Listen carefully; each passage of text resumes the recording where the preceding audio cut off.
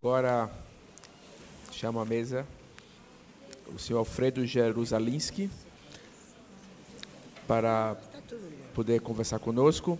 Psicólogo, especialista em psicologia clínica, mestre em psicologia clínica, dissertação sobre autismo, mestre pela PUC, Rio Grande do Sul.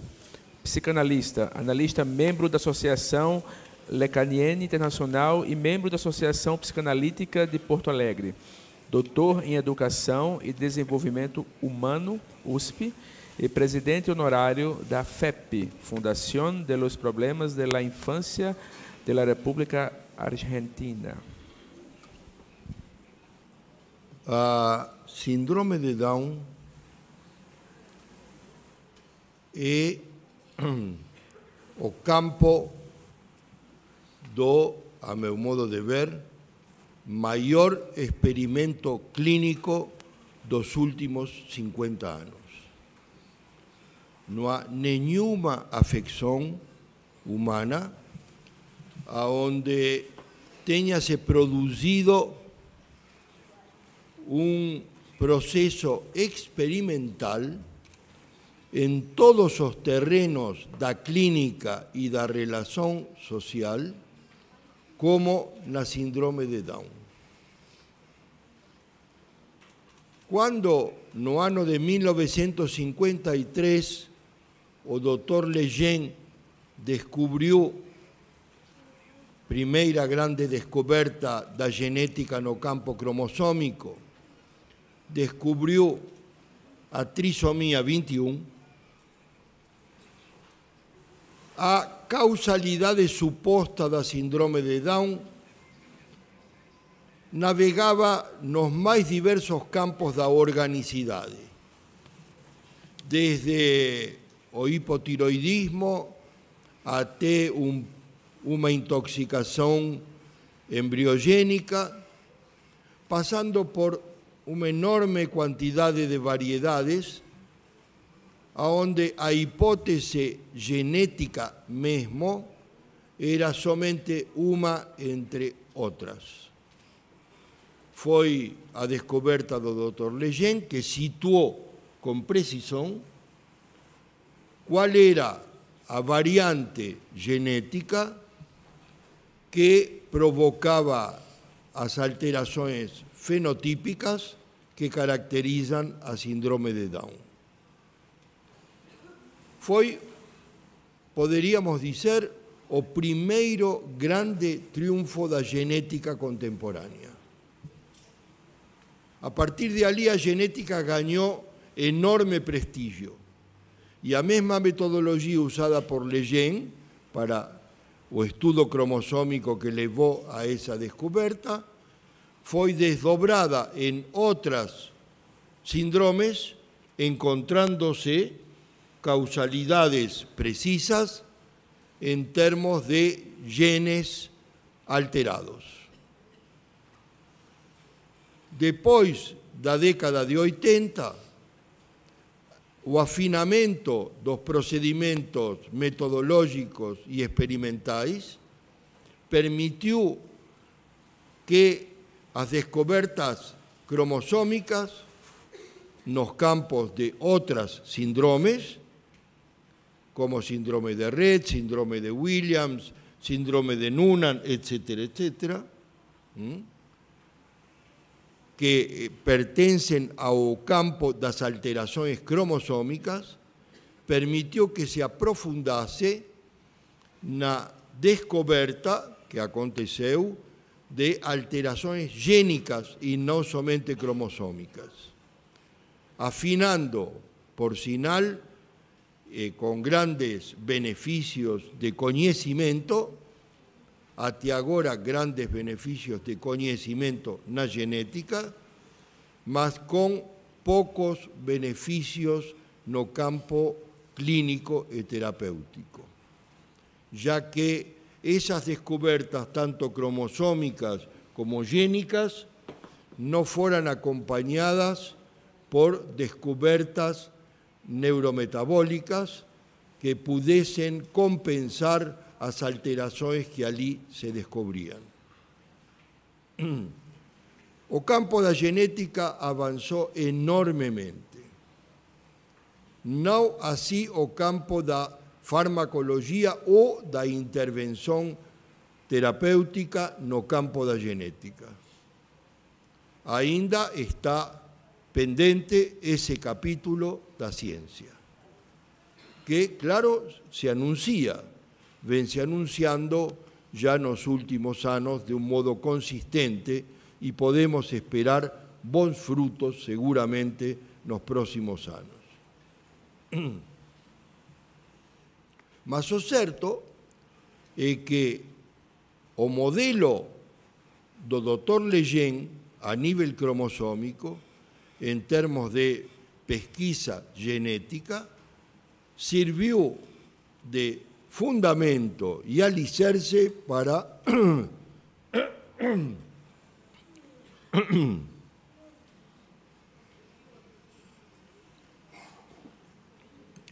uma extensão do campo da genética e do campo das suas descobertas. Paralelamente, nasceu no ano de 1949 uma nova disciplina no campo da genética. Essa nova disciplina se chama epigenética. Na verdade, epigenética é o capítulo da genética que se ocupa de indagar como o meio ambiente intervém sobre o equipamento genético, permitindo a transformação desse equipamento e condicionando o grau e percentagem de sua expressão fenotípica a partir de as transformações que se introduzem no campo da genética por meio do ADN mitocondrial, ou seja, pelo ADN não nuclear. Essa incidência que modifica a síntese de proteínas e aminoácidos que vão configurar nosso organismo e numa percentagem de variabilidade a incidência do chamado environment e de uma incidência de 30% a 70%. Quer dizer que um gene pode ter uma expressão que vai até 70% de sua capacidade de determinação, ou pode se reduzir sua capacidade de determinação até apenas 30%. Não me perguntam com que metodologia chegaram a estas conclusões, porque não estou tão informado como para lhes dizer, né? Somente tenho os dados. De qualquer maneira, esta é uma descoberta da maior importância. É uma descoberta que, na verdade, foi comunicada apenas no ano de 2007. Quer dizer, muito recentemente. Os trabalhos com o ADN mitocondrial são da última década, apenas. Nós temos, porque nós temos nas nossas células 2 ADN e não somente um. Um ADN nuclear, que é o determinante fundamental, e um ADN acessório que funciona como mensageiro e que é o que se chama ADN mitocondrial porque está nas mitocôndrias, que são organismos alimentares das células, do interior da célula. Bem, este território da genética, aonde a epigenética veio a descobrir e comunicar na última década suas descobertas, claramente tinha sido fortemente anticipado pela clínica na síndrome de Down.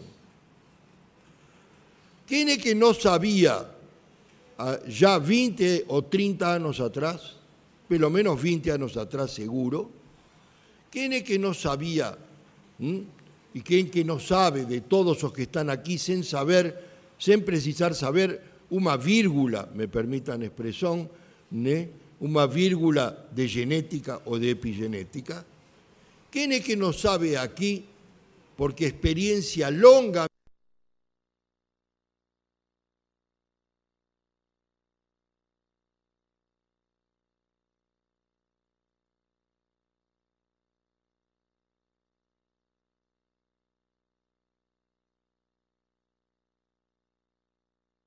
últimos 40 anos, que o grau de expresión de unha determinación genética é extremamente sensível ás variações introducidas pelo medio circundante. Quen é que non sabe iso? Alguén aquí diría que o medio circundante non ten importancia porque a genética já está determinada? Non sería posible que estivésemos aquí hoxe, porque nosos fillos estarían no fundo do quintal, no casebre de alojamento isolado, como estaban cando eu comecei a traballar con síndrome de Down 40 anos atrás, quase 40 anos atrás. Quer dizer que cando comenzamos a traballar, a quantidade de persoas e persoinhas con síndrome de Down que estaban abandonadas a súa sorte superaba enormemente aquelas que excepcionalmente recibían alguna atención especial. Iso se modificó completamente.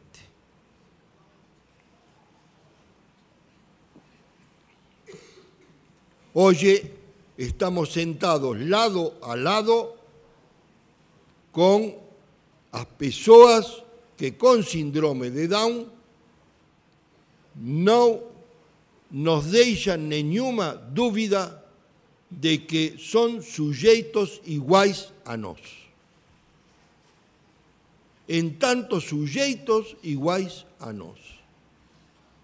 Terán súas dificultades, terán súas limitações en algún terreno e en outro non, mas estamos sentados lado a lado con eles sen perceber grandes ou importantes diferenzas. Poderíamos dizer que as diferenzas que podemos notar pasan a ser irrelevantes. Ben,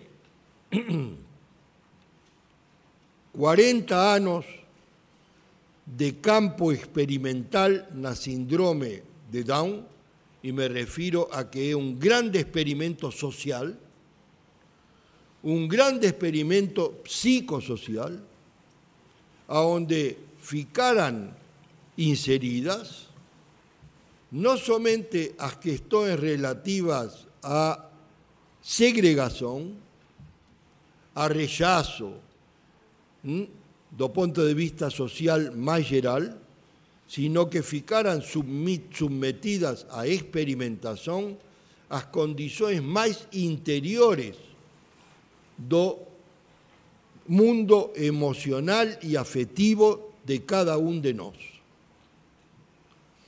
Un experimento fabuloso, diría mundial, como pocas veces ten acontecido na historia da humanidade. Sin saberlo, somos agentes de ese proceso experimental. Quer dizer, non nos propusimos ser experimentadores, mas o destino, as condições, o que adiviñábamos na cara de nosos pequenos bebés con síndrome de Down, cuando les dirigíamos un olhar interesado en saber o que él quería, cuando nos dirigíamos a él y fomos sensibles, fomos convocados inconscientemente a esta experimentación fabulosa. Una experimentación que nos lleva rápidamente a conclusión de que os avanzos da genética son extraordinariamente necesarios e imprescindíveis, que nos esclarecen y nos abren caminos para futuras terapéuticas, mas tamén nos informa que a genética, o equipamento genético, non determina a totalidade do ser. En nenhum outro terreno, senão como na síndrome de Down, isto foi demostrado. É incontestável. Portanto, quando ainda aparecen proposições reduccionistas que tenden a considerar que somente a condición genética determina o conjunto do ser, isto que está acontecendo hoxe aquí conosco é unha demostración absoluta do contrario. É moito bom que a ciencia ocupe seu lugar, que cada capítulo da ciencia ocupe seus debidos lugares, non para decidir o que seremos, sino para colocarse ao servizo do que podemos ser. Ben, esta é a primeira afirmación que quería deixar claro. Ainda falta un detalle. En reunións de pesquisadores nos últimos 3 anos, un ponto que eu me permití trazer sempre a discusión, e outros colegas tamén, é que quer dizer environment? Que quer dizer entorno? Ou como Freud dicía, Umwelt, en alemán. Porque justamente las preocupaciones científicas que con tanto detalle se esmeran en definir cada un dos termos que trata, environment no está definido. Y no está definido desde hace 20 años que se usa environment de modo sistemático y no se define. Para algunos, environment es a umidade, o clima, a poluição, o barulho ambiente, a temperatura, os conservantes, as transformações eletromagnéticas do Sol, mas raramente les ocorre que forma parte do environment o mundo emocional, afectivo e de linguagem e de significações em que um ser se desenvolve. E que isso seja esquecido, isso é gravíssimo. Vou lhes explicar por quê. Vou tentar lhes explicar por quê. E também vou tentar lhes explicar a través disto as razões de que a genética non seja totalmente determinante. Na evolución das especies, foi acontecendo que a memoria genética dos comportamentos adaptativos foi crecendo a medida que se avanzaba nas especies. Quer dizer, unha medusa ten unha memoria de comportamentos adaptativos moito menor que un macaco. Até, digamos, moito menor que unha tartaruga. Na medida que se avanzan as especies, o grau de complexidade e o número de comportamentos transmitidos hereditariamente por vía genética aumenta. Non se sabe por qué. De repente, entre os mamíferos, iso comenzou a declinar. Até que chegamos ao homem, onde a heranza de comportamentos adaptativos claudicou. Prácticamente non temos heranza de comportamentos adaptativos.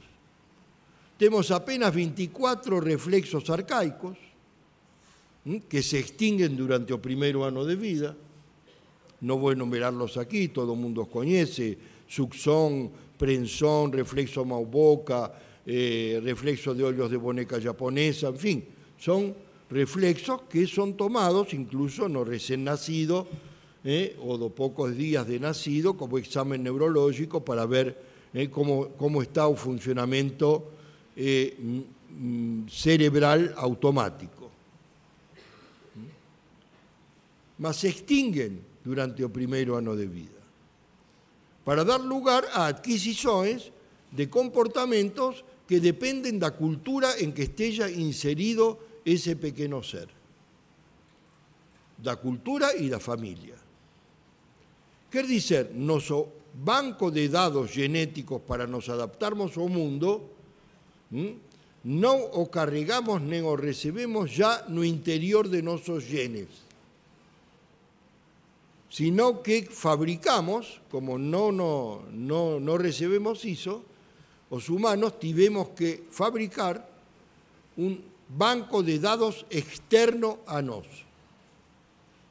O sea, un banco de memoria de comportamientos externo a nosotros, a linguagem. A linguagem é o mais fabuloso banco de dados que tem a humanidade. Nele se armazenan os conceitos, os conhecimentos, as transformações, as operações e a denominação dos objetos. É a linguagem que carrega o saber humano. Y nos inconscientemente sabemos que eso está ahí, que no podemos nos confiar en nuestros genes, que no podemos nos confiarnos en nuestros cromosomos para adaptarnos al mundo. Es por eso que construimos bibliotecas, informática, museos. Los macacos no tienen museos, ni tienen informática, ni tienen bibliotecas, ni sistemas de memoria externos a su cuerpo. Los macacos carregan a su memoria adentro. Nos carregamos nuestra memoria lá fora. Y es por eso que la genética no puede ser totalmente determinante. Porque los comportamientos adaptativos y el saber humano están mucho más en la cabeza de los otros que en nuestra propia cabeza. Y es por eso que environment tiene que incluir a linguagem. Sin linguagem, environment no quiere decir nada. Y realmente, nuestros bebés, nuestras pequeñas crianzas, con Down o sin Down, seja lá como for, con el equipamiento genético que tiverem, sean autistas o no autistas, van a depender en grado sumo de aquello que no formos les transmitir. Y esa bagaje, esa articulación que va a definir de qué grado de saber, de qué condición de saberes ellos participan. Hoy en día, y sobre esto me fue reflexionar, refletir, un autor norteamericano que mucho recomiendo a vosotros, se llama Neil Postman, ha traducido un libro de él al portugués que se llama O desaparecimiento da infancia. Recomiendo mucho, além más van a gustar de leerlo porque es un placer leer. Me fez refletir Neil Postman precisamente sobre o carácter das exigencias de saber actuales. Cómo se transformado en los últimos 300 años las exigencias de saber. O sea, ese banco de dados se transformado. Ten transformado sus códigos. Hasta 300 años atrás, para ser preciso, hasta 1649, o currículum escolar no existía. Foi inventado o currículum escolar por Comenius, un grego migrado para Alemania. Naquela época ir de Grecia a Alemania era uma viagem de vários anos. E ele levou algumas tradições gregas sobreviventes a partir justamente do Renascimento e tentou recuperar algo que as escolas gregas tinham começado a praticar, que é graduar os conhecimentos a serem transmitidos às crianças de acordo com as idades e as capacidades de aprendizagem das crianças. Assim nasceu o primeiro currículum, que foi reformado e modificado e atualizado por La Salle em 1699, ou seja, 50 anos depois.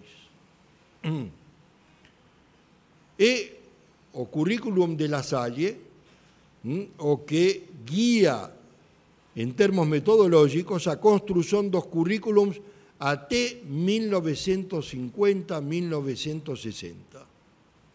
A partir desse momento se produz uma transformação na metodologia curricular. Isto tem a maior importância porque é o que a sociedade considera necessário de que uma criança participe de seu modo de saber para poder justamente se incorporar às adaptações humanas. É por isso que estou me detendo um pouco na análise da transformação de os códigos de saber e os códigos de transmissão. Os códigos de transmissão e os códigos de saber tenderam a se universalizar a partir de La Salle, 1699.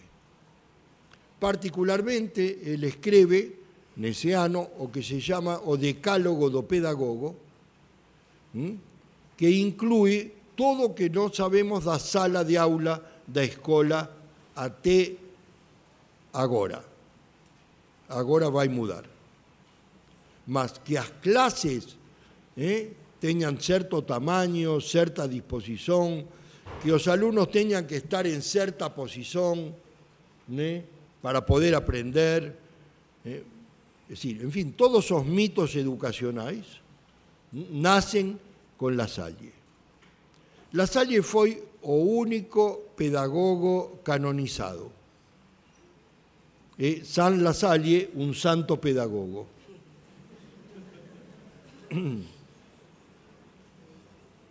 San La Salle não se privou de dizer que o professor tinha que estar na frente com uma vara na mão.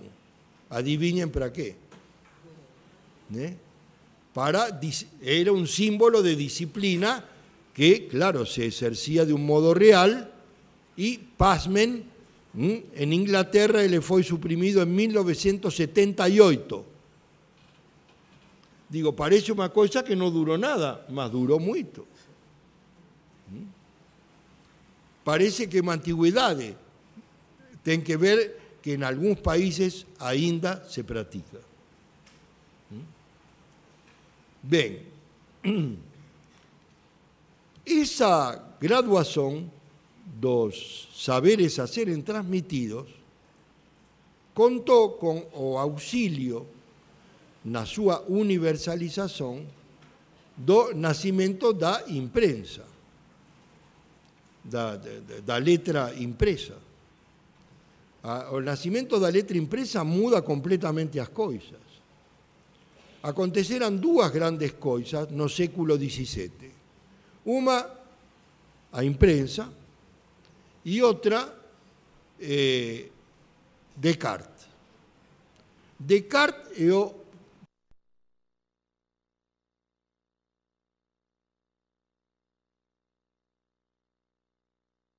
laptop universal humano.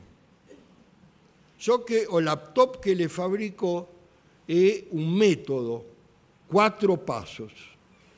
Até aí, o único que sabia a verdade era a igreja. A partir de Descartes, esses 4 passos, se você os segue, le garantem a qualquer que pode encontrar a seu modo verdade. Quer dizer, o homem passou a fabricar verdades na sua casa. Ou seja, de chinelo, como fazemos hoje em dia com o laptop. Trabalhamos em casa. Esse primeiro laptop, vejam só que Descartes se preocupou de que fosse editado em francês. Foi o primeiro livro científico em Europa que não foi editado em latim. Foi editado em francês. Por quê? E para que cada tivesse em casa uma maquininha de fabricar verdades. E assim surgem os grupos que fabricam verdades. Mas isto multiplica os códigos. Quer dizer, os códigos de conhecimentos se transforman y multiplican. Y ahí que nacen las especialidades. Y ahí se torna un problema que transmitirle a las crianzas, para que se adapten a esos nuevos códigos. Los códigos médicos, los códigos farmacológicos, los códigos mecánicos, los códigos físicos, los códigos astronómicos, geográficos, etc. Y esos códigos son muy complejos. Entonces, se inventan, a partir de ahí, formas de simplificación de esos códigos para que las crianzas puedan acceder a ellos. Caminos. Entonces, las crianzas pasan a tener materias. Materias múltiples. Hoy tienen 14 materias en una escuela de primero grado. Si no tienen dos lenguas y tienen un turno por la mañana y un turno a la tarde. Entonces, Neil Postman nos hace notar que, na verdade, estamos transformando nuestros filhos en esclavos de esos códigos, que es una imposición de una carga pesadísima. No tienen tiempo de brincar. Las crianzas se queixan de eso, ¿no es verdad? Porque salen de una actividad y entran en otra. Entonces, si en aquella época, aquel que iba un poco más devagar, en la época anterior a esta multiplicación de códigos, aquel que iba más devagar podía contar con que iban a tener paciencia y tiempo para ellos finalmente llegar a descifrar o a se apropiar de un código, hoy en día esa paciencia se encurtó, las exigencias crecieran y los tiempos encolleran. Y es por eso que durante los últimos 2 séculos, con todo o avanzo da modernidade, pelo menos até a década de 50, 60, a segregación das crianças con problemas de aprendizaje y problemas genéticos, en lugar de disminuir, aumentó. Y aumentó sob una forma muy particular. Las escolas pasaron a dividir las crianças, no século XX, pasaron a dividir las crianças segundo a psicopatología. Escolas para psicóticos, escolas para autistas, escolas para síndrome de Down, escolas para paralíticos cerebrais, escolas para cegos, escolas para zurdos. Fantástico. Avanzóse una enormidad na discriminación, na segregación. Ahora a segregación pasó a ser de detalle. Incluso en las últimas décadas, hasta 1980, 1990, las escuelas, así configuradas, pasaran a afinar máis súa diferenciación das crianzas. Entón, pasaran a haber escolas para crianzas con problemas de aprendizaje, para crianzas lentas. Y popularmente surgió una nueva categoría de diferenciación. Escolas de periferia y escolas de centro.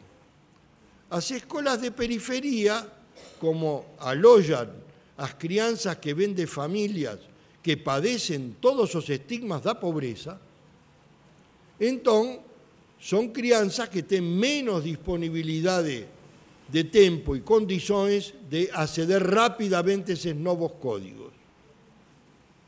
Por tanto, son escolas consideradas lentas, no como as escolas centrais ou as escolas privadas.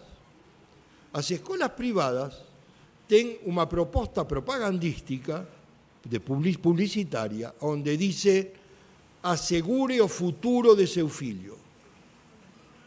Vocês viran alguma publicidade parecida numa escola pública estatal? Nunca. No vi nunca en nenhuma. Me diga si alguien vio na entrada de escola pública común, asegure o futuro de seu filho, faça-o estudar aqui. É fantástico non somente como se modificaran os códigos, sino as discriminações e as vías de discriminação. Quer dizer, estamos cada vez menos preparados para soportar as diferenzas. Cuando a globalización debería nos inclinar no sentido contrario. E é por iso que temos que fazer movimentos como este, ser nosos filhos dessa discriminação.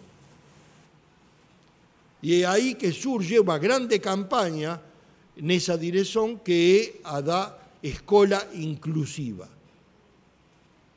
A escola inclusiva tem o caráter de un grande movimento político-social que forma parte de este grande experimento da síndrome de Down, porque foran síndrome de Down, afectados por síndrome de Down, os precursores de ir á escola común. Na década de 70, na década de 80. Nós, psicanalistas, inventamos a necesariedade de participar da vida común e mandamos nosos pequenos pacientes lá nas escolas comuns. Acontece que iso non se sustentaba moito alén dos primeiros degraus da escola, quer dizer, da escola infantil, porque cando comenzaban as aprendizaxes formais eran segregados novamente. Y entón os retirábamos para que non fosen vítimas de esa segregación. Muito ben. A partir da década de 70, aproximadamente 60-70, os códigos dos saberes a seren transmitidos pasan a se modificar.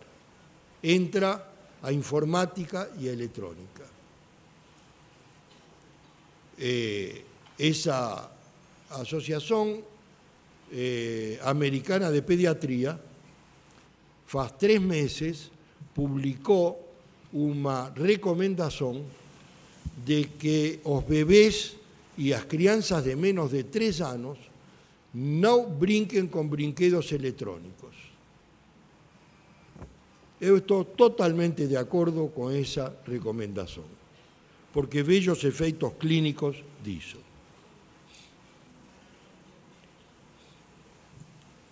Justamente o código pasó a transitar por un aparelho y no pelo otro. Con enorme facilidade, a crianza aperta o lugar certo, coisa que é fácil de aprender, e obtén resultados complexos. sem precisar do outro para nada. Que isto aconteça quando somos adultos, bom, nós saberemos regular, esperemos, quanto precisamos do outro e quanto não. Mas numa pequena criança que está constituindo e construindo os rudimentos de sua condição de sujeito, não precisar do outro e conduzir-la a um soleicismo, a um isolamento e também a não saber depois compartilhar seus códigos com outros. E é isso que acontece. Esse campo experimental educacional que tem a ver com a informática e que acontece na sua maior parte fora da escola, por autodidactismo, ese campo de aprendizaje desses códigos que são fundamentais para estabelecer qué tipo de relación vamos a tener con el mundo y qué tipo de relación vamos a tener con nosotros y qué tipo de facilitación será accesible para mantener a condición humana y qué tipo de facilitaciones serán conspiratorias contra a condición humana, se trata de uma escolha ética. No campo da síndrome de Down, têm surgido propostas de inteligência artificial. Vocês devem conhecerlas tanto quanto eu. Essas propostas de inteligência artificial são extraordinariamente novedosas, atraentes e diria, podem chegar a ser úteis. Depende como as usemos. Porque si nelas o outro não entra, nós vamos a retornar à mesma posição que as crianças com síndrome de Down tinham antes de o experimento social que acabou demonstrando que, em termos de condição de sujeito, não há diferenças entre elas e nós. Só isso.